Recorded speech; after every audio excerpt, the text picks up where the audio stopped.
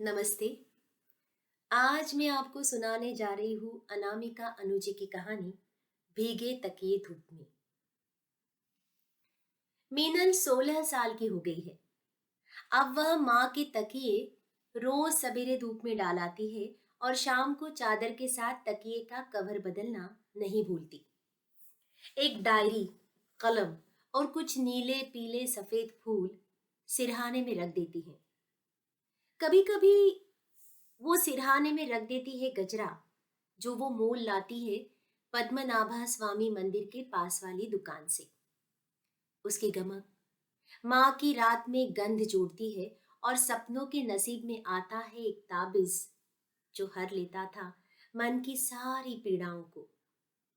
मध्य रात्रि में माँ की सब पीड़ाएं पारिजात के फूल बन बिखर जाती है माटी में। न माँ पूछती है, न बेटी बताती है, जताती तो कुछ भी नहीं। चुप माँ की आंखों में शहर की सारी धूल और नींद होती है। शाम होते ही माँ की गदराई आंखों में पीड़ा के पक्षी झुंड में आते हैं, मानो माँ की आंखें पीड़ाओं के घोंसले हों। माँ की रातों में अनंत परछाइयों का डेरा है, विचित्र आकृतियों का आना जाना और एक असह्य रिक्ति है। उसकी आंखें हमेशा कुछ ढूंढती रहती हैं। मीनल, पति, दीवार, ऑफिस की घड़ी और सड़क की पगडंडियों पर। उसकी मुस्कान काठ की नाव, उन पर शब्दों की कई रंग बिरंगी गठरियां पड़ी रहती हैं। न माँ उन्हें खोलती हैं, न मीनल उनसे आग्रह करती है। माँ की आंखों में प्रतीक्षा की टीस है, क्योंकि वह बंद दरवाजों के पीछे का इंतजार है। हवा कई बार आई, ठकठका कर गई। बेचैन माँ ने उठकर नहीं खोला दरवाजा। कई बार मीठी धूप दरवाजे और दलान पर रंगोली बनाकर चली गई। माँ क्वांटम फिजिक्स पढ़ाती है और फोटॉन गिनते गिनते सांझ हो गई। आजकल माँ क्वांटम मैकेनिक्स के बजाय मैथमेटिकल फिजिक्स की किताबें पढ़ने लगी है। हॉलिडे रसनिक बनाते देख मीनल से पूछती हैं, आसान है ना? मीनल भीगी मुस्कान की फुहारों से माँ का मन भिगाती है। मीनल पहले ऐसी नहीं थी। गुस्से से चीखती चिल्लाती, माँ की लापरवाही पर टोन कसते पिता के साथ मौन स्वीकृति में खड़ी। माँ भी पहले इतनी चुप कहाँ थी? ये चुप्पी उम्र की इनायत थी। वह जब उस फूल वाले से बातें करती थी तो नीले पीले सफेद कितने फूल माँ की आंखों में तैरने लगते थे। मुस्कान की नाव पर कितनी कविताएं छिटक जाती थी। मुस्कान तब यूं काट सी कहाँ थी, वो हरी थी और फूल से लदी भी। वह न जाने कौन सी बातें करता था, माँ खूब हंसती थी। कितनी किताबों की चर्चों से भरी बातें, नीलकंठी बातें। वो माँ के क्लेश अपने संवादों में सोख लेता था। माँ हल्की, मुस्कुराती, खोई खोई और हम सब से दूर अलग सी दुनिया का झरना हो गई थी। सब देख रहे थे। न मीनल की पढ़ाई पर ध्यान था माँ का, न पापा के तन्हा पलों की जिम्मेदारी। पापा और मीनल मिलकर बांट रहे थे उन बेस्वाद और उपेक्षित फलों की असह्य पीड़ाओं को। माँ खुद में खोई, खुली और संतृप्त। मीनल और उसके पापा प्यास से तड़प रहे थे। वह कलम, कविता और उस फूल वाले के संवादों से संपूर्ण। माँ का स्वार्थ और मीनल के पिता का एकाकीपन समांतर रेखाओं पर विचरण कर रहा था। समय की रेल चल रही थी, दोनों पटरियां थरथरा रही थी, पर अलग अलग, समानांतर दिशा पर एक अलगाव विलक्षण। पिता की आंखों में दर्द, माँ की रुखाई और हर पल नॉन इंटेलेक्चुअल के तानों से गूंज रहा था घर।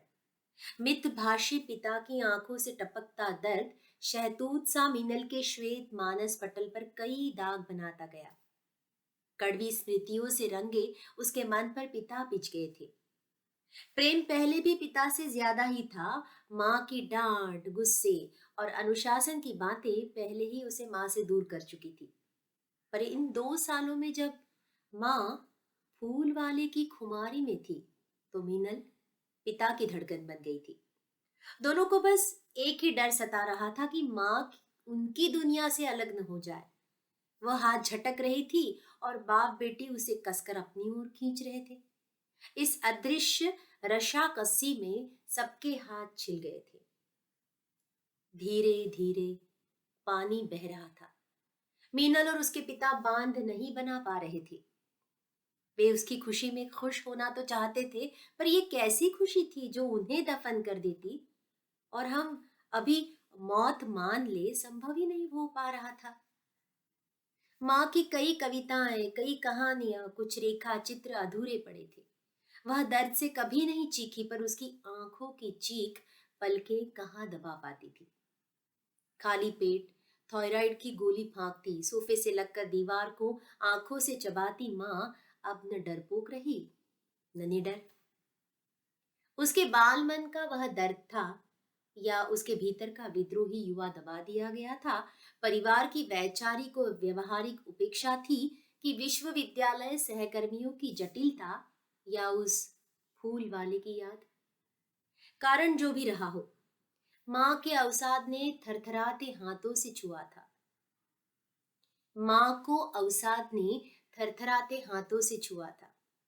मीनल और पति उसका सहारा थे। आंखें कहती थी, पर जबान पर असह्य चुप्पी।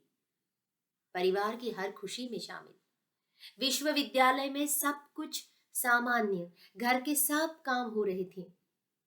वो एक रोबोट सी, जितना अपनों दूसरों के लिए जरूरी, उतना ही जी रही थी।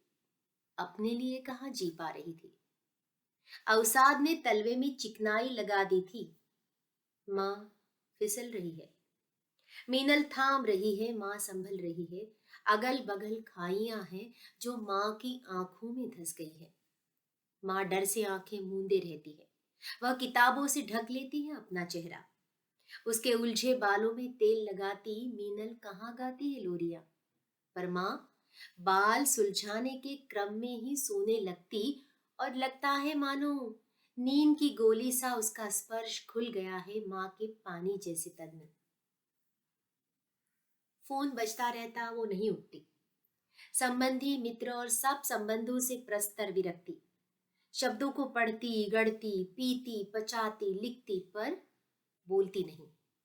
न टीवी, न मोबाइल, बस कलम, गजरा और रात के बासी भीगे तकिए की नमी में सूजे गाल और फूली आंखों के साथ गुजरते थे माँ के वे छटपटाते दिन। कोई गहने नहीं डालती। बाहर जाती तो कभी मोती पहन लेती। मोती उसे पसंद थे, पर घर में उसे भी तन से नहीं लगाती। वजन कभी अचानक ही बढ़ जाता, कभी घट जाता। सूरज सा जलता उसका देह घटता बढ़ता चांद हो गया था, और आंखें झरना, जिससे रिक्ति बहती थी। मीनल तड़प उठती थी जब माँ उसे देख मुस्काती थी। वह दर्द से लबालब मुस्कान उसके कलेजे को विष पिपरी की तरह चिपक कर कुदेरती थी। माँ की आंखों के आसपास मीनल का दिल जोर जोर से धड़कता था। माँ नदी बन चुकी थी, जिसके पेट में थी असंख्य मछलियां। तैरती मछलियों से सिहर उठा था उसका तन। माँ अपनी उंगलियां किसी को छूने नहीं देती थी। उसने उन थरथराती उंगलियों से एक दिन सांझ को छुआ था, और सांझ छूते ही ढलकर रात हो गई थी। ठंडी उस सांझ ने उसकी उंगलियों को बर्फ कर दिया था। उसके पास आज सबसे बेशकीमती कुछ है तो बस ये उंगलियां, जिसने सांझ के गहरे नारंगी और राख रंग में डूबकर लिखी थी पहली नज्म, पर उसके बगल में वह लिख नहीं पाती थी अपना नाम। शायद इसलिए सांझ होते ही माँ सो जाती है, और मध्य रात्रि से जागकर नज्म गढ़ती पड़ती। वो फूल वाला था, या पिता की जिद जो माँ के तलवे पर चिकनाई मल गया। इससे जरूरी प्रश्न ये था कि माँ डगमगा रही है और उसके पैर फिर से कैसे जमे मिट्टी पर। वह उम्र के चौथे दशक में थी। एक रिक्ति है जो दीवारों से घिरती जाती है, अकेलापन भीतर की ओर ढहता जाता है।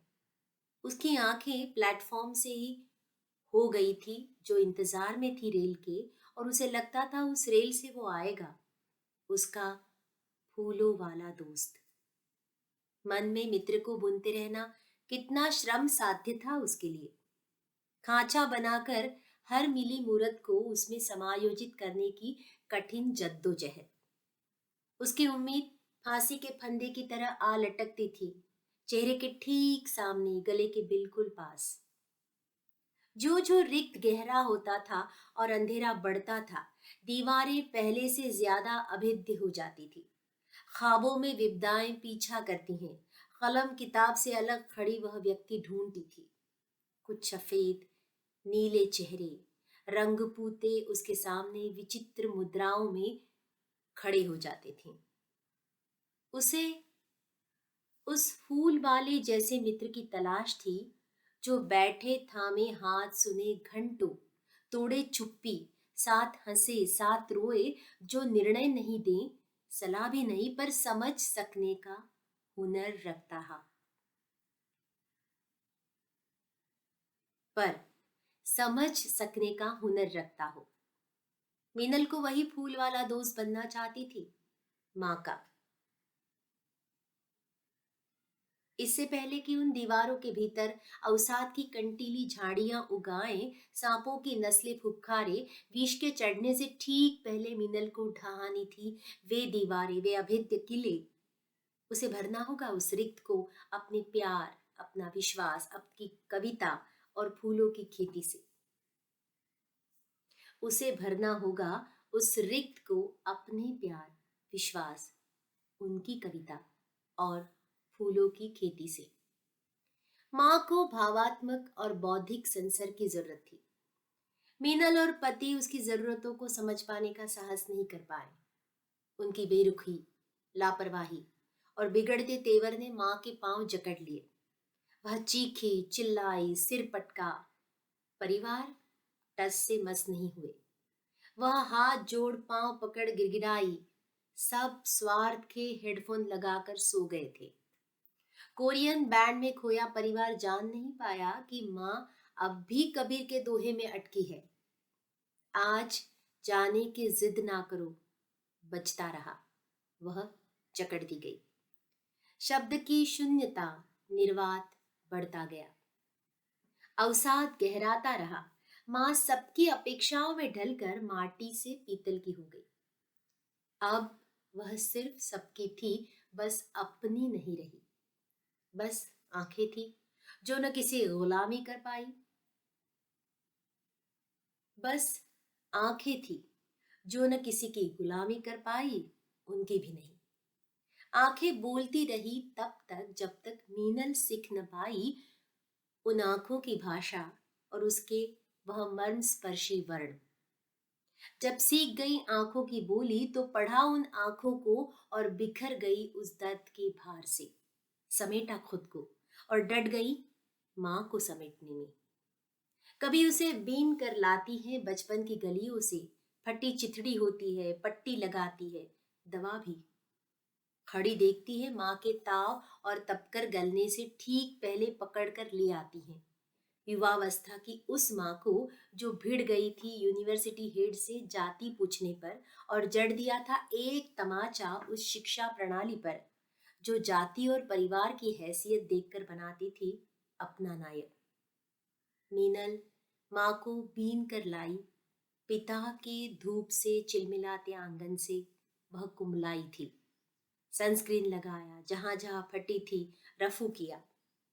माँ को उस हर जगह से बीनना, जोड़ना, सहजना कितना जरूरी है, यह समझने में जरा सी देर लगी उसे। मैं मीनल की माँ की चींची चिड़ैया मैं देखती हूँ। किताबों, फाइलों के बीच धूल धूसरी माँ का चेहरा, जिस पर उगाई हैं कई जाले। मैं हाथ पकड़कर उसे निकाल रही हूँ। उसके हाथ थरथरा रहे हैं। कभी कभी माँ आवाज सुनकर भी कोई प्रतिक्रिया नहीं देती, निरुत्तर ऐसे बैठ जाती है, मानो कोई बेचैन उदास प्रतिमा भोग की प्रतीक्षा में बैठी हो।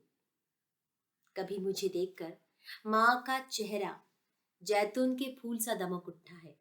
उसका दमकता चेहरा मेरे भीतर राहत सा खुल जाता है। मैं ठीक उसी क्षण एक रंग का नाम लिख देती हूँ अपनी उदास बेरंग कॉपी पर। माँ आम का पेड़ हो गई है, उस पर अवसाद के फल लदे हैं, वह झुकी जा रही है। काश वह नीम बेहोशी से निकल पाती, कोई उसे प्यार से झकझोरता, दवा दुआ असर करती, लदे फल टूट कर बिखर जाते, वह खुद को हल्का महसूस कर पाती। मैं चाहती हूँ वह हर चरमराती कुर्सी को निकाल फेंके घर से, वह चरमराहट को नजरअंदाज कर उस पर कभी नहीं बैठे। मैं चाहती हूँ वो हर चरमराती कुर्सी को निकाल फेंके घर से, वह चरमराहट को नजरअंदाज कर उस पर कभी नहीं बैठे। आज 6 महीने बाद मैं और माँ बालकनी में बैठे हैं। कैनेडियन लिली की खुशबू के बीच उफ सी झमाझम बारिश, मानो गर्म घी की धारें बह रही हो। कुछ भी दिखाई नहीं दे रहा है। अचानक बारिश की धार तरल हुई और एक धूप चटक कर माँ के मुख पर फैल गई। एक हल्की सी नरम भीगी धूप। टकाचोर की आवाज सुनकर आज माँ चौंकी भी नहीं, बस मुस्कुरा कर रह गई। ये एक जादुई लम्हा है जो बड़ी दुआ और कोशिशों के बाद आज नसीब हुई है मुझे। वह बिल से निकली है और केंचुल भी ढीली पड़नी शुरू हो गई है। दूर कोई निर्गुण क्यों गा रहा है। धन्यवाद।